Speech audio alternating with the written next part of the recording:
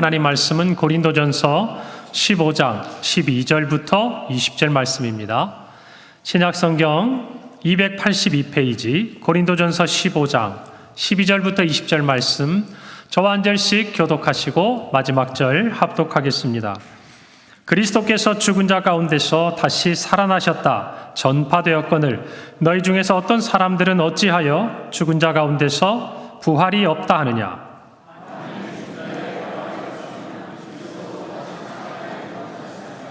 그리스도께서 만일 다시 살아나지 못하셨으면 우리가 전파하는 것도 헛것이요 또 너희 믿음도 헛것이며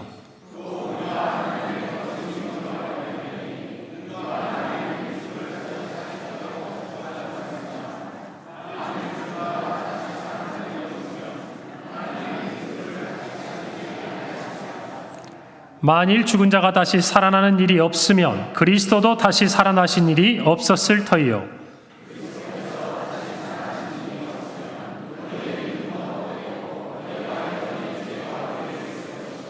또한 그리스도 안에서 잠자는 자도 망하였으리니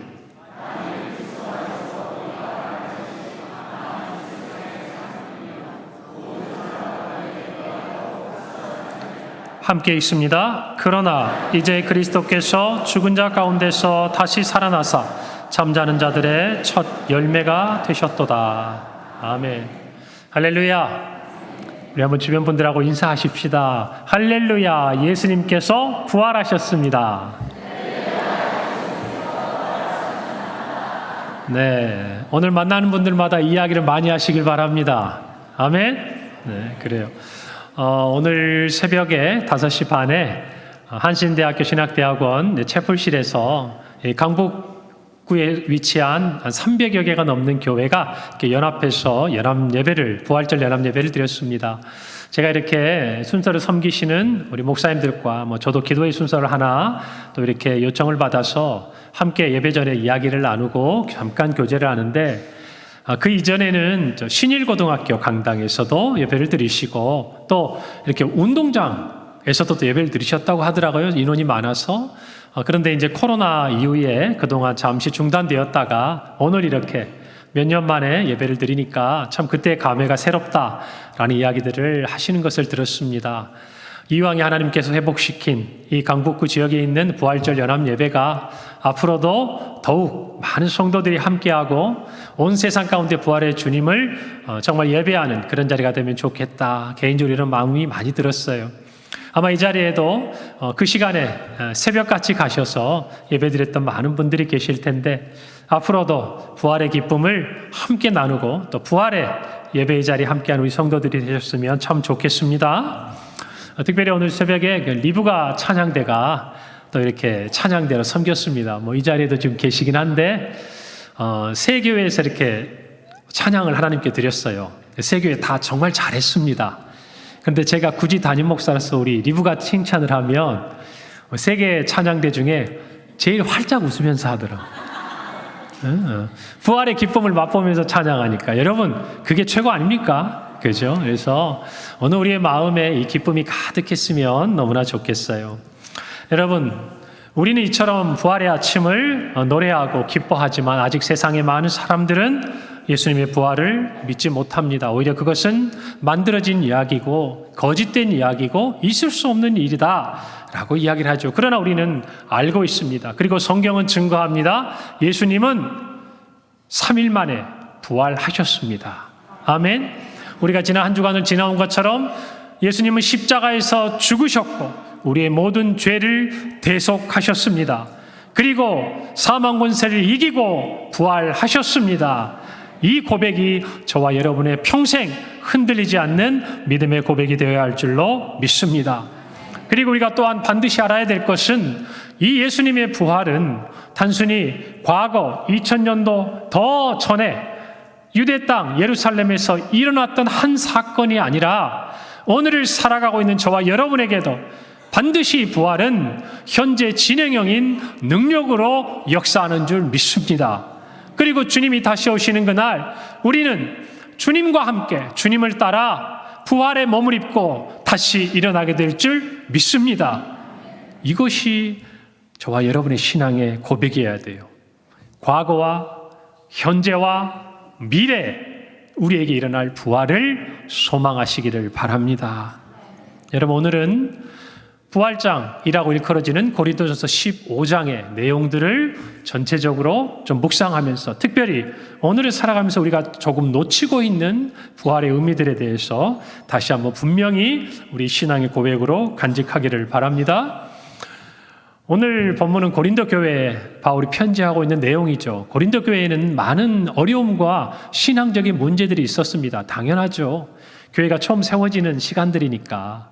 무엇인가 아직 저희 교회처럼, 오늘날의 교회처럼 믿음의 터 위에 모든 교리적이고 신학적인 또 신앙적인 토대가 아직 세워지기 전이니까 여러 가지 질문도 많고 여러 가지 시행착오도 많았을 거 아닙니까? 우리가 아는 고린도 교회에 여러 가지 일들이 있어요. 뭡니까? 나는 개바파다. 나는 그리스도파다. 나는 아볼로파다. 여러분, 하나님보다 사람들이 더 눈에 들어와서 자기들끼리 다툴 때가 있었어요. 그리고 또 그 안에서 성적인 타락의 문제가 일어나기도 했고요. 또 그들 안에 다툼이 세상 법정에 나아가는 소송의 문제가 일어나기도 했습니다. 그리고 무엇보다 잘 아는 대로 우상의 제물로 드려졌던 음식들을 먹어야 하느냐? 신앙적인 부분에 대한 질문들도 그들 안에 있었고요. 그 다음에 특별히 성만찬에 대한, 우리가 지난주일에 함께 했지만은 올바른 성만찬이 무엇인지에 대한 가르침도 필요했습니다. 그리고 성령의 은사, 특별히 방언과 예언에 대한 것들도 사도 바울은 고린도 교회에 잘 가르쳐줘요. 그리고 나서 이 전체적으로는 10가지에 이르는 이 문제에 대해서 가르치면서 마지막에 가서 이야기하고 있는 것이 오늘 우리가 읽은 15장, 바로 부활에 대한 내용입니다. 여러분, 고린도 교인들에게 있어서의 이 부활에 대해서 잘못된 인식은 무엇인가 하면 이런 것이었어요. 그들은 모두 다 예수님께서 십자가에 죽으시고 부활한 것을 믿었습니다. 우리도 믿습니다. 아멘입니까? 그런데 그들 중에 일부는 부활에 대해서 잘못된 생각을 가지고 있어요. 그것은 뭐냐면 예수님은 부활할 것을 믿는데 죽은 자가 첫 열매이신, 부활의 첫 열매이신 예수님을 따라 부활에 몸을 입고 일어날 것에 대해서는 믿지 못했어요. 그 이유가 뭘까요?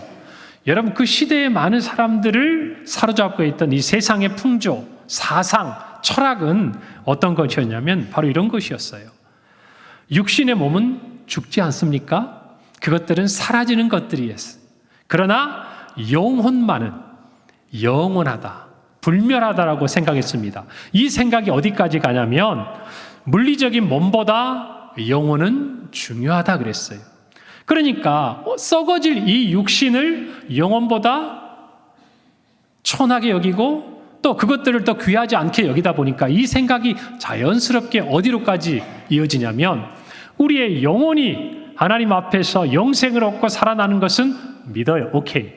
그런데 우리의 몸 또한 부활하게 될 것을 그들이 받아들이지 못하는 것입니다. 성경이 증거하고 있지만 세상의 세속주의적인 가치관이 그들에게 믿음을 갖지 못하도록 방해하고 있는 것입니다.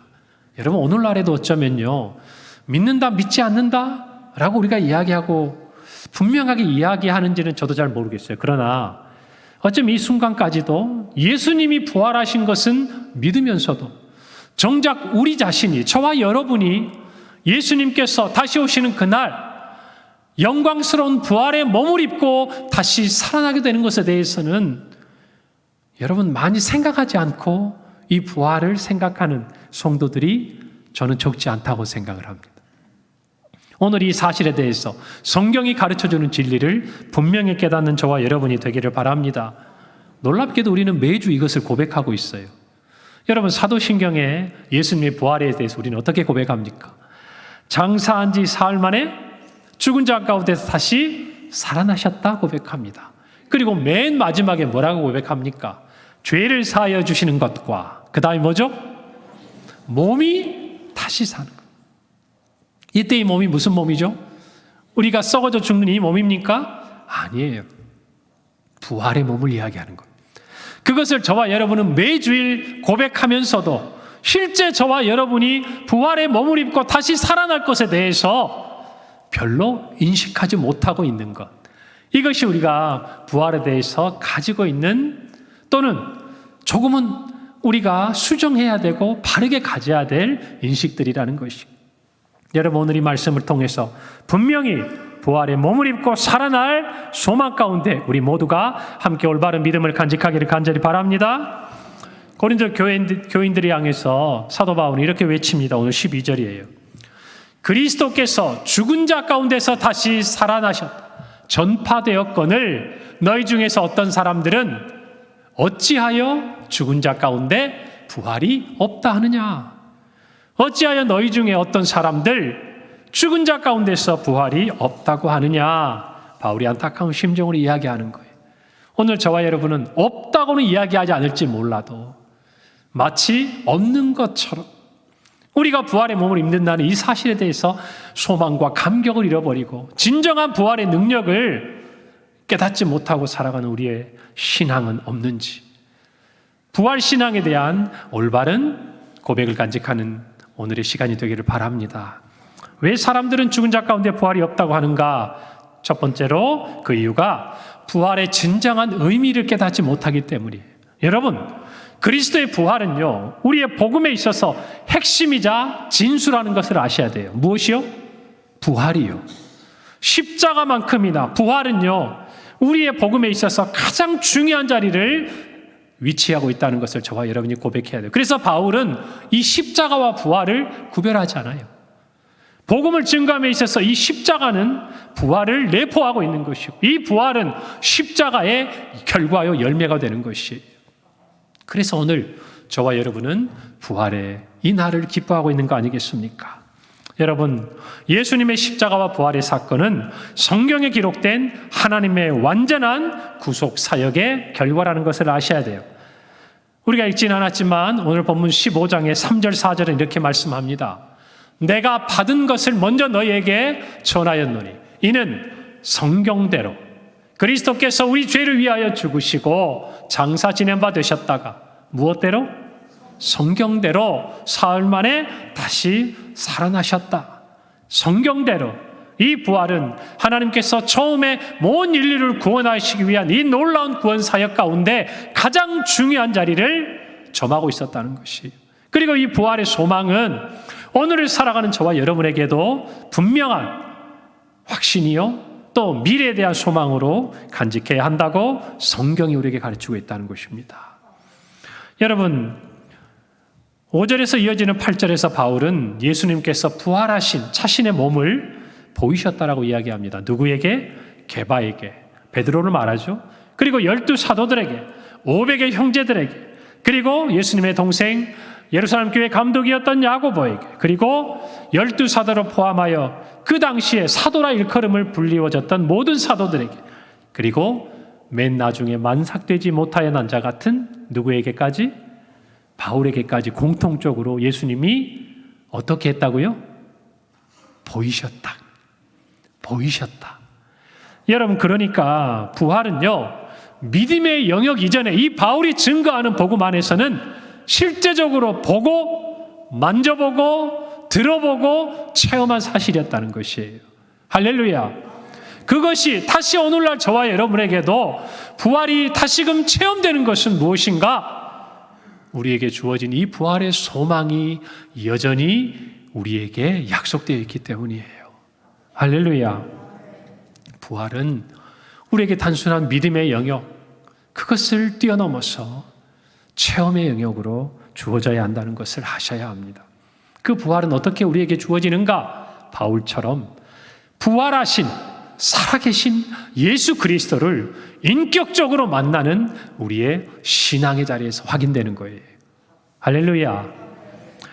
여러분, 실제적으로 어느 한 신학교에서 있었던 일입니다. 그 신학교가 한 신학자를 초청을 했습니다. 안타깝게도 그는 자유주의 신학을 가지고 있는 신학자였어요. 그는 그날의 주제를 이렇게 얘기합니다. 예수의 부활은 사실이 아니다. 사실이 아니다. 이런 강의 들어야 될까요? 여러분, 듣지 마세요. 누군가 이런 얘기하면 듣지 마세요. 자, 여러분, 그가 이런 얘기를 했어요. 그 강의를 하면서 그 주장을 뒷받침하기 위해서 자유주의 신학을 가지고 있는 사람들의 철학과 그의 저서들을 가지고 강의를 했습니다. 강의를 다 마친 다음에 강의 시간에 이제 Q&A 시간을 봤죠. 질문과 답을 하는데 어느 한 나이가 지긋한 노신사가 손을 들고 질문을 했습니다. 그런데 질문을 하기 전에 갑자기 품에서 사과 하나를 빼더니 한 입을 베어 먹으면서 이야기를 하는 거예요. 강의를 잘 들었습니다. 소개해 주신 책들은 저는 다 읽어보지를 못했습니다. 그러면서 또 한 입 베어 먹는 거예요. 여러분 좀 무례하죠. 그리고 약간 의아하잖아요. 왜 저 사람이 저런 행동을 할까? 그러면서 또 이렇게 질문을 하는 거예요. 박사님께서 말씀하신 그런 철학자나 신학자들에 대해서 저는 사실 잘 알지도 못합니다. 그러면서 또 한 입 베어 먹는 거예요. 모든 사람이 의아해할 때 결국 그 사과를 그가 다 입에 넣었습니다. 그리고 나서 그가 이렇게 꼭지를 들고 물었습니다. 박사님, 방금 제가 먹는 이 사과의 맛이 신맛일까요? 단맛일까요? 여러분, 사과는 크게 두 가지 맛이 있잖아요. 신맛이 있고 아주 단맛이 있고. 여러분, 신맛을 좋아하세요? 단맛을 좋아하세요? 네, 이거는 뭐 중요한 건 아니에요. 그냥 우리 취향이니까. 자, 이렇게 물어보는데 우리 답이 다 갈리잖아요. 자, 그런데 답을 할 수가 없는 거 아닙니까? 그래서 이 박사가 이렇게 얘기를 합니다. 제가 선생님이 드신 사과를 함께 맛보지 못했기 때문에 저는 그 사과의 맛을 알지 못하겠습니다. 라고 이야기를 합니다. 그러니까 이 노신사가 사과 꼭지를 자기의 가방에 딱 넣으면서 이렇게 말합니다. 그렇다면 박사님은 아직 우리 예수님도 맛보지 못하셨네요. 맛보지 못하셨네요. 무슨 말이에요? 부활을 체험해야, 이 부활이 체험의 신앙으로 살아계신 주님을 만나야 진정한 주님과의 신앙을 가질 수 있다는 걸 얘기하는 거 아니겠습니까? 여러분, 지식으로 나아가는 게 아니에요. 부활은 설명하는 게 아니에요. 부활은 체험하는 거예요. 할렐루야. 그때 수많은 예수님의 제자들이 그랬고 바울이 그랬고 오늘 그 부활 신앙으로 살아가는 저와 여러분도 인격적인 예수님과의 만남이 없었다면 우리는 결코 부활을 믿을 수 없는 거예요. 우리 신앙 가운데 여전히 살아계시고 부활하신 주님이 오늘 저와 여러분의 주인이 되시고 우리를 위해 십자가에 죽으시고 살아나셨다는 이 사실이 매일매일의 삶 가운데 우리가 확인되고 체험되지 않는 한 부활은 우리 안에 살아 역사할 수 없는 것이에요. 아멘입니까? 여러분, 그래서 우리는 부활의 신앙이 우리 안에 살아있다고 말합니다. 여러분, 예수님의 부활에 대해서조차 이런 체험을 갖지 못한다면 성도로서 예수님의 이 부활에 참여하고 부활에 몸을 입고 살아난다는 것을 어떻게 믿을 수 있고 어떻게 전할 수 있겠습니까? 여러분, 오늘 사도 바울은요, 이 부활이 체험이라는 것을, 내가 보았다라는 것을, 부활하신 살아가신 예수님을 만났다는 것을 고백하며 이야기를 하고 있는 것이, 오늘 저와 여러분이 이 고백 아래서 참으로 예수님의 부활에 참여하고 그 부활 신앙으로 살아가는 은혜가 있기를 바랍니다. 여러분, 이 부활이 복음 안에서 어떤 의미를 가지고 있는지를 우리가 안다면 우리는 이 부활을 참으로 우리 안에 참 신앙으로 받아들일 수 있습니다. 바울은 역설적으로 이야기합니다. 만약 죽은 자들 가운데 부활이 없다면, 이 사실이 거짓이라고 한다면 우리가 믿는 신앙이 과연 어떻게 되는가? 하나하나 이렇게 말해요. 첫 번째로, 그리스도가 다시 살아나지 못하셨으리라. 죽은 자 가운데서 우리가 살아나지 않으면 예수님도 살아나지 않았다는 거예요. 두 번째입니다. 우리가 전파하는 것도 어떤 것이다? 헛것이 된다. 내가 너희들에게 이렇게 전파하는 것도 다 헛것이다. 두 번째, 더 나아가서 너희가 내가 전한 것을 믿은 것도 너희 믿음조차도 뭐다? 헛것이다. 그러니까 이 부활이, 특별히 예수의 부활을 따라 성도가 죽은 자 가운데서 부활의 몸을 입고 살아난다는 이 사실이 부정된다면 놀랍게도 우리가 가진 모든 믿음이 뭐다? 헛것이다는 거예요. 여러분, 이렇기 때문에 이 부활, 특별히 예수의 그 부활을 따라서 죽은 자 가운데서 성도가 다시 부활의 몸을 입고 살아난다는 이 사실이 빠지면 우리의 믿음이 헛것이라는 거예요. 여러분, 그러니 이 사실을 우리가 분명히 붙들어야 하지 않겠습니까? 아멘입니까? 더 나아가서 그는 이렇게 말합니다. 우리가 하나님의 거짓 증인이 된다. 너희에게 전한 이 복음이 거짓이라는 거예요. 그리고 네 번째, 정말 중요한 사실이죠. 너희가 부활의 몸을 입고 다시 살아나지 않는다면 너희는 여전히 무엇 가운데 있다? 죄 가운데 있다는 거예요. 그리고 다섯 번째, 그리스도 안에서 잠자는 자, 죽은 이미 믿음을 따라 죽은 성도들도 여러분 입술에 이런 표현 안 쓰기를 바랍니다. 망했대요. 여러분 살아가면서 참 이렇게 소망 있는 말을 쓰시면 좋겠어요. 살았다는 말을 많이 하세요. 이제 내가 살 것 같다는 얘기를 좀 많이 하세요. 조금만 힘들고 어려우면 망했다. 이런 얘기 하지 마시라고. 아시겠어요? 바울은 이런 표현을 쓰면서까지 그 믿음을 따라 죽을 사람들이 다 망하였다. 허사가 되었다 그 말이. 그리고 마지막으로 모든 사람 가운데 우리가 더욱 어떤 사람이다? 불쌍한 사람이다. 여러분 만약에 죽은 자 가운데서 부활이 없다면요 우리 신앙이 이와 같다는 거예요. 다른 것을 다 인정해도 예수님의 부활을 믿고 그 부활을 따라 저와 여러분이 부활에 몸을 입고 다시 살아나는 것을 믿지 못하면 우리의 신앙이 이처럼 헛된 것이 된다는 것이. 그러니 여러분 우리가 붙들어야 될 부활의 신앙이 무엇입니까? 먼저는 예수님의 부활을 우리가 분명히 믿고 체험하는 은혜가 있기를 바랍니다. 그리고 그 은혜 안에서 우리도 몸이 다시 사는 것을 믿는 부활의 소망 가운데 살아가기를 간절히 바랍니다. 여러분 오늘 이 설교를 들으시고 이 사실만 분명히 믿을 수 있어도 여러분 우리는 복음의 가장 중요한 소식을 들은 거예요. 할렐루야. 우리는 예수 그리스도가 부활하심을 믿습니다. 또한 예수 그리스도가 우리의 부활의 첫 열매가 되셔서 우리도 부활의 몸을 입고 다시 살아날 것을 믿습니다. 무엇을 입고? 부활의 몸을 입고 우리의 영혼만이 사는 것이 아니에요. 부활의 몸을 입고 살아나는 것을 믿으시기를 바랍니다. 여러분 바울은 예수 그리스도의 부활이 우리를 위해 일어난 일임을 강조해요.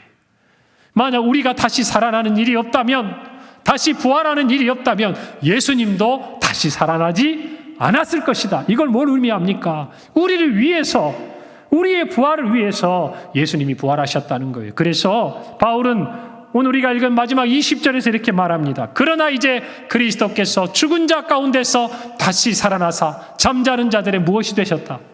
첫 열매가 되셨다. 처음 열매가 맺히면 주렁주렁 그 뒤를 따라 다른 열매들이 맺힐 거 아닙니까? 마찬가지로 예수님의 부활은 그 뒤를 이어 수많은 성도의 부활을 위해서 일어난 사건이라는 것을 저와 여러분에게 가르쳐주고 있는 것이에요. 그러니 이제 우리가 할 일은 뭐예요? 예수님의 부활을 따라 부활의 몸을 입고 살아나는 것입니다. 할렐루야. 여러분 우리가 이 부활의 진정한 의미를 알지 못하면 부활에 대한 신앙이 흔들려요. 예수님의 부활을 알면서도 왜 예수님이 부활하셨는지를 모르는 너무나도 안타까운 부활의 신앙을 갖게 되는 거예요. 여러분 분명히 고백하시기를 바랍니다. 우리는 예수 안에서 예수님의 부활을 따라 부활의 몸을 입고 다시 살아날 하나님의 자녀들입니다. 아멘입니까? 여러분 그래서 성공의 전 캔터버리 대주교였던 마이클 램지는 이런 말을 해요. 부활이 없는 복음은 그저 복음의 마지막 장이 없어진 것이 아니다. 그것은 복음이 아니다 그랬어. 복음이 아니다. 여러분 그러므로 이 부활 신앙 안에서 여러분 산 소망을 가지고 믿음으로 살아가는 성도들이 되셔야 합니다. 왜 사람들은 죽은 자 가운데 부활이 없다 하는가? 부활에 대해서 오해하기 때문이에요. 여러분 분명히 성경 안에 부활이 뭐라고 얘기하고 있는지를 알지 못하면 우리는 오해합니다. 예수님 시대에도 그랬어요. 여러분 마태복음 22장에 보면요, 예수님께서 사두개인들의 한 질문 앞에 섭니다. 성경이 이렇게 기록해요. 부활이 없다 하는 사두개인들. 여러분 사두개인들은 부활을 믿지 않았어요. 천사도 믿지 않았어요. 그들은 그저 이 물질 세계에 있는 것들만 믿었지 영적인 존재에 대해서 거부했어요. 그런 그들이 예수님에 대해서 나와 묻습니다. 선생님, 모세가 우리에게 가르쳐 줬습니다. 한번 예를 들어보겠습니다. 얘는 항상 자신들의 주장을 설명하기 위한 극단적인 예를 들기 말이에요. 만약에 사람이 자녀가 없으면 그 기업을 이어받을 자가 없으니 동생이 그 형의 아내와 함께 자녀를 낳아서 그 형의 기업을 잇도록 하지 않았습니까? 예수 선생님, 만약 형제 7이 있었습니다. 그런데 첫째가 아이를 낳지 못하고 죽었습니다. 둘째가 형수에게 들어갔습니다. 둘째도 아이를 낳지 못했습니다. 셋째도 넷째도 이런 일이 있을 수 있겠습니까만 일곱째까지 다 했는데도 애를 못 낳았어요. 자, 다 죽었습니다. 그 여인도 죽었습니다. 나중에 천국에 갔을 때 이 여인은 부활한 이후에 누구의 아내가 됩니까? 여러분, 이 질문에 대해서 예수님이 하신 말씀을 한번 들어보세요. 22장 29절 30절이에요.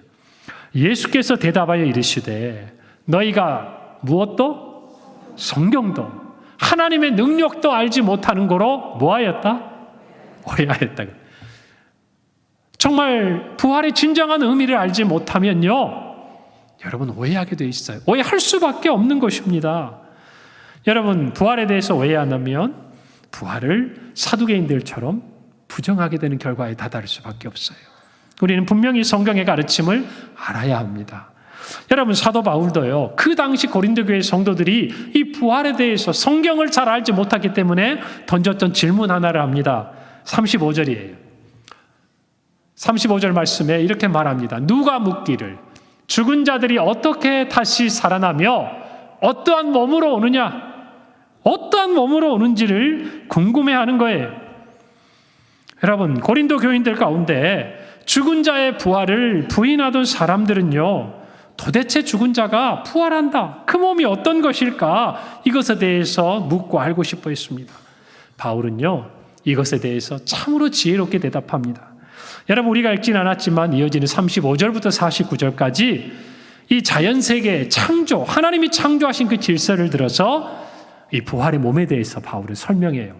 세 가지 비유를 가지고 얘기하는데, 하나는 씨앗에 대한 것, 두 번째는 사람과 짐승에 대한 것, 세 번째는 하늘과 달과 별에 대한 비유를 들어서 설명하는데, 바울이 크게 두 가지를 이야기합니다. 첫 번째는 땅에 심겨진 씨앗의 예를 들면서 그 씨앗이 싹이 나려면 어떻게 돼야 돼요? 씨앗이 싹이 나려면 그 씨앗이 어떻게 돼야 됩니까? 썩어야죠. 죽어야 되잖아요. 그래야 싹이 나고 나무가 자라고 열매를 맺을 거 아닙니까? 마찬가지로 사람도 이 땅에 있는 우리의 육신이 죽어야 새로운 부활이 일어난다는 거예요. 할렐루야. 여러분, 너무나 쉽지 않습니까? 36절 38절이에요. 바울이 이렇게 말합니다.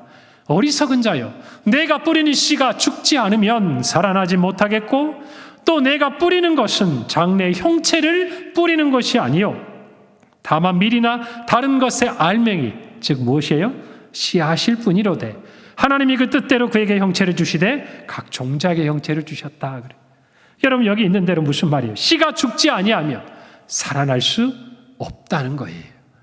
이것이 바울이 이야기하는 분명한 부활에 대한 설명이었습니다. 첫째는 우리가 이 땅에서 죽어야 부활의 새로운 몸을 입는다는 것이에요. 죽음으로써 이 땅의 몸은 사라지지만 동일한 생명, 여러분, 씨앗이 죽었어요. 싹이 나기까지 썩었어요. 생명이 죽은 겁니까? 아니죠. 그 안에서 생명은 살아있는 거예요. 새로운 그 씨앗에서는 경험할 수 없는 놀라운 생명의 역사가 땅 위로 고개를 들고 올라오는 거예요. 부활도 그와 같다는 거예요. 여러분, 그것이 두 번째입니다. 땅에 심겨진 씨가 완전히 새로운 모습으로 일어나지 않습니까? 우리는 씨앗을 뿌렸어요. 그 씨앗을 뿌릴 때 그 열매가, 그 나무가 무엇을 열매 맺을지 처음에는 알지 못합니다. 여러분, 그러나 나중에 그것은 사과나무, 그것은 정말 또 배나무, 감나무, 여러분 수많은 나무들로 일어나잖아요. 그런데 그 씨앗일 때는 알 수가 없는 거예요. 우리는 그 씨앗 안에 있는 나무를 심는 거예요. 그런 것처럼 우리의 부활의 몸도 그와 같이 하나님께서 정해 주신다는 거예요. 바울은 그 몸이 우리가 정말 이 땅의 지혜를 가지고 어떤 것이다라고 이야기할지는 모르지만 다만 하나님이 그 뜻대로 형체를 주신다라고 이야기를 하고 있습니다. 그러므로 여러분, 이어지는 비유에 나오는 것처럼 바울은요, 육체를 이야기하면서 다 같은 육체가 아니라고 이야기합니다. 사람의 육체도 있고 짐승의 육체도 있고 새의 육체도 있고 물고기의 육체도 있고 다 다르지 않느냐. 또 자연을 봐라. 하늘에 속한 것도 있고 땅에 속한 것도 있고, 예를 들어서 하늘의 해와 달과 별의 영광이 다르고 그 별도 각자의 영광이 다르지 않느냐. 마찬가지로 우리의 부활의 몸도 이 땅의 것과 다르다라고 이야기하고 있는 거예요. 그리고 그 영광은 누가 결정한다? 누가 결정한다? 하나님이 결정한다. 하나님이 주신다는 거예요. 예수 그리스도께 부활하셨을 때 여러분 정말 이 땅의 모든 환경, 창조의 질서를 뛰어넘는 육체를 가지셨던 것처럼 우리가 어떤 형태인지 알 수는 없지만 우리의 부활의 몸은 하나님께서 이 땅의 영광이요, 이 땅의 형질이 아니라 하늘에 속한 것이고 하늘의 영광을 가진 부활의 몸으로 우리에게 다시 살아나도록 은혜를 주신다, 그 말입니다. 할렐루야. 여러분, 그러니 그 소망을 가지고 우리가 부활의 몸을 사모해야 된다고 바울은 이야기하고 있는 것이에요. 여러분은 분명히 아세요. 저와 여러분은 언젠가 이 땅의 육신은 하나님이 한번 정하신 대로 죽습니다. 죽어요. 썩습니다. 흙으로 돌아갑니다. 그러나 우리의 생명은 부활의 그날까지 생명을 움두고 있는 거예요. 할렐루야. 그리고 주님 다시 오시는 날 우리도 함께 영광, 하늘의 몸과 하늘의 형제를 가지고 하나님 뜻하신, 하나님 우리에게 허락하신 그 영광 안에서 부활의 몸으로 다시 살아날 줄 믿습니다. 이것을 분명히 아셔야 돼요. 할렐루야. 이 외에서 다른 어떠한 이야기도 성경이 아니에요. 아멘입니까? 성경이 아니에요. 분명한 성경의 말씀을 붙들고 어떤 세상의 유혹과 거짓 이야기 속에 흔들리지 않은 우리 평강의 성도들이 되기를 바랍니다. 예수님이 부활하셨습니다. 할렐루야. 우리도 부활의 몸으로 다시 살아날 것입니다. 아멘입니까? 분명히 믿으셔야 돼요. 여러분, 바울은 이 부활에 대해서 마지막에 이렇게 설명합니다. 42절, 44절 마지막 부분이에요. 죽은 자의 부활도 그와 같으니 썩을 것으로 심고 썩지 아니할 것으로 다시 살아나며 욕된 것으로 심고 영광스러운 것으로 다시 살아나며 약한 것으로 심고 강한 것으로 다시 살아나며 육의 몸으로 심고 신령한 몸으로 다시 살아나며 육의 몸이 있은즉 또 무엇도 있느니라? 영의 몸도 있느니라. 우리의 부활은 신령한 몸으로, 영의 몸으로 하나님께서 우리에게 허락하십니다. 이 사실을 분명히 믿으시기를 바랍니다. 예수님의 부활이 우리에게 어떠한 부활의 소망이 되는지를 분명히 깨닫고 여러분, 부활이 갖는 복음의 진정한 의미를 알아서 부활에 대한 잘못된 오해를 다 버리고 세상 가운데 부활하신 주님을 제대로 성경대로 증거하는 우리 모든 성도들이 되시기를 간절히 바랍니다. 여러분, 오늘 이 시간에 우리는 태신자를 작정합니다. 여러분, 우리는 씨를 뿌리는 거예요. 씨를 뿌리는 거예요. 그것을 거두는 분은 누굽니까? 하나님이십니다. 그들 안에 이 땅의 것들을 하늘의 것들로 바꾸어 가도록 여러분, 그들 안에 정말 육의 몸이 아니라 영의 몸으로 부활의 이 소망을 간직하도록 하나님이 역사하실 줄 믿습니다. 여러분, 왜 우리가 이때에 태신자를 작정합니까? 하나의 씨앗이 떨어져서 열매를 거두기까지도 많은 시간이 지나야 합니다. 많은 수고가 따라야 합니다. 하늘에 비가 내리고 땅에 양분이 공급되어야 합니다. 저와 여러분이 오늘은 그 태신자라는 한 씨앗을 뿌리는 거예요. 그리고 그 씨앗이 열매 맺도록 우리는 가을의 새 생명 전도 축제까지 기도해야 합니다. 사랑해야 합니다. 섬겨야 합니다. 여러분, 우리 모두가 부활의 증인으로 그들 앞에 나타나야 합니다. 할렐루야. 그들을 위해서뿐만 아니라 우리를 위해서 작정하는 거예요. 여러분, 한 분도 빠짐없이 이 일에 동참하셔야 합니다. 대답이 마음에 안 들어요. 부활의 소망을 가진 분이면 한 분도 빠짐없이 작정하셔야 합니다. 하셔야 돼요. 이 설교를 듣고도 작정을 안 하고 가시면 여러분 자신을 돌아보셔야 돼요. 진짜 돌아보셔야 돼요. 그런 분이 한 분도 없기를 바랍니다. 벌써 치웠네요. 1부 때 이만큼 있었는데 2부 때는 이만큼 있기를 바랍니다. 여러분, 한 분이 아니에요. 여러분 마음 주신 영혼들을 마음껏 뿌리세요. 여러분 한 주간 기도하면서 오늘 기도하면서 생각나는 영혼들 다 적으세요. 그 영혼 중에 몇 영혼이라도 우리와 같이 부활의 소망을 가지고 영원한 몸, 영생의 그 약속과 부활의 몸으로 살아나도록 주님 그렇게 우리에게 부탁하시는 거예요. 할렐루야. 그네 가운데 오늘 부활주의를 가장 뜻있게 정말 지나가는 우리 모든 성도들이 되시기를 바랍니다. 기도하겠습니다. 하나님 은혜를 감사합니다. 오늘 이 말씀을 붙들고 우리를 위해 죽으시고 우리를 위해 부활하신 주님을 찬양합니다. 하나님, 예수 그리스도께서 부활하신 것을 믿습니다. 우리도 부활의 첫 열매 되신 예수님을 따라 신령한 몸, 영의 몸으로 하나님이 부활하게 하실 줄 믿습니다.